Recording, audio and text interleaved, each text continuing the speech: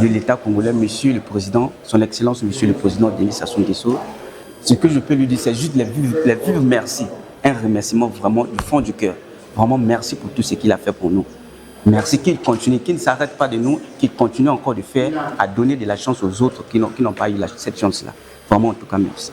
Dans un contexte où de nombreux jeunes peinent à trouver leur place sur le marché de l'emploi, tandis que d'autres ont du mal à lancer leur propre activité, le gouvernement de la République du Congo a choisi d'agir en multipliant les initiatives d'insertion des jeunes. Parmi celles-ci figure le PCPJ, Projet de protection sociale et d'inclusion productive des jeunes, qui apporte une réponse concrète au chômage, à l'oisiveté et à la précarité juvénile. Mise en œuvre sous la tutelle du ministère des Affaires sociales, de la solidarité et de l'action humanitaire avec l'appui financier de la Banque mondiale, ce projet ambitieux vise à redonner espoir à toute une jeunesse. Son objectif, offrir aux jeunes vulnérables de véritables opportunités d'insertion socio-économique dans les 4 grandes villes du pays.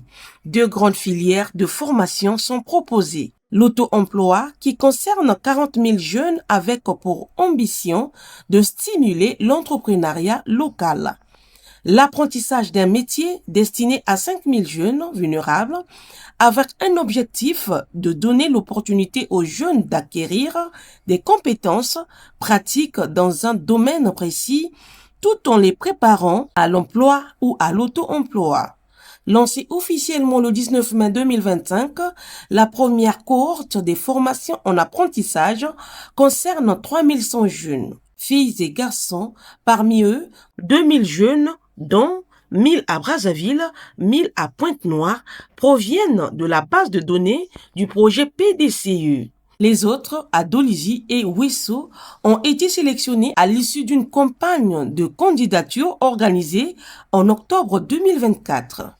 D'une durée de 6 à 11 mois, ces formations couvrent 22 métiers porteurs dans les secteurs clés tels que l'agriculture, le bâtiment, l'industrie et les services. Sur le terrain, les bénéficiaires sont encadrés dans des centres de formation agréés ou directement auprès des maîtres artisans expérimentés. À Brazzaville, au centre Don Bosco, cette formation est bien réelle. Ici, 76 jeunes apprenants, autrefois sans repère, sont formés dans plusieurs filières. Jour après jour, ils deviennent électriciens, maçons ou encore frigoristes. Peu à peu, ils gagnent en confiance et trouvent enfin leur place dans la société. Dans les ateliers, l'ambiance est studieuse. Les gestes sont précis, les regards concentrés. La formation composée à 60% de pratique et 40% de théorie permet aux jeunes d'acquérir des compétences concrètes directement applicables sur le marché du travail.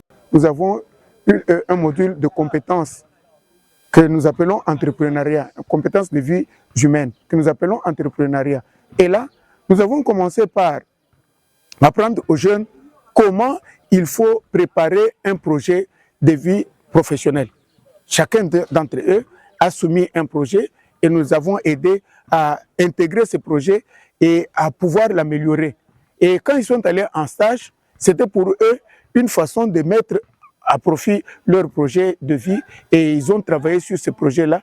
Et quand ils sont revenus, avec les 2 mois qu'on nous a accordés, ça nous a permis de parfaire pour voir quelles sont les compétences techniques et professionnelles qu'ils ont acquises et comment ils peuvent les mettre en pratique. Parmi eux, des jeunes femmes qui osent s'imposer dans des métiers longtemps considérés comme masculins. Émérance Ishimue et Belèche Ngambara en sont l'illustration. Dans les ateliers de froid et de climatisation, elles manipulent les outils avec assurance. Leur détermination raconte une histoire, celle d'un combat gagné contre les préjugés, mais aussi contre elle-même. Il y a le fil qui s'est détaché. Voilà pourquoi je veux remettre. J'ai fini de raccorder le fil qui s'est détaché. Là maintenant, je vais lancer le module.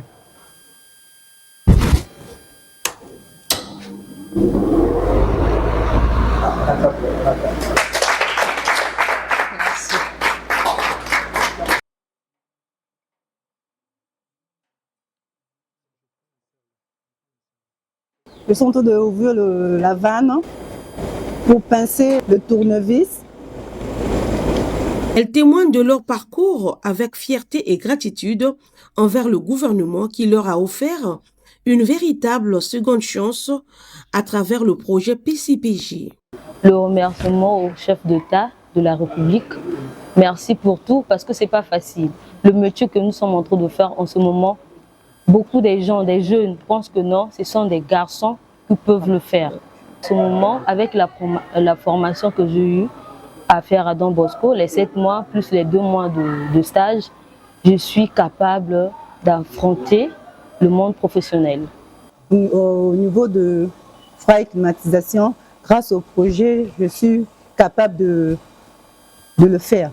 Ce qu'un homme peut faire, la femme peut aussi faire. Après plusieurs mois de formation intensive, 1 mois de stage, ces jeunes se disent aujourd'hui prêts à affronter le monde professionnel. Tous saluent la qualité de l'encadrement et l'opportunité qui leur est offerte par le PCPJ de construire un avenir meilleur.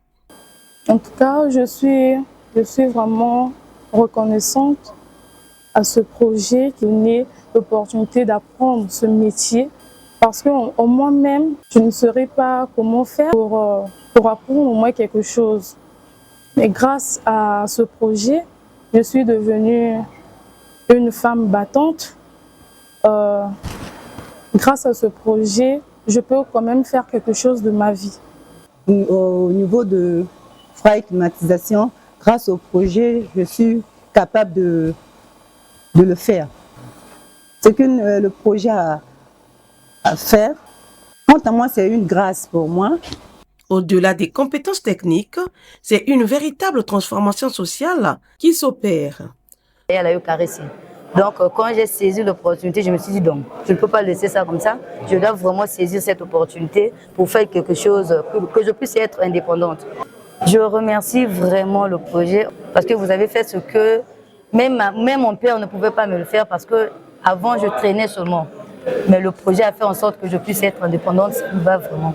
Satisfait de cette expérience, de nombreux bénéficiaires appellent à la pérennisation et à l'extension du projet afin que davantage de jeunes en situation de vulnérabilité puissent en bénéficier. Monsieur le Président Denis Sassou Nguesso, ce que je peux lui dire, c'est juste les vivre merci. Un remerciement vraiment du fond du cœur. Vraiment merci pour tout ce qu'il a fait pour nous.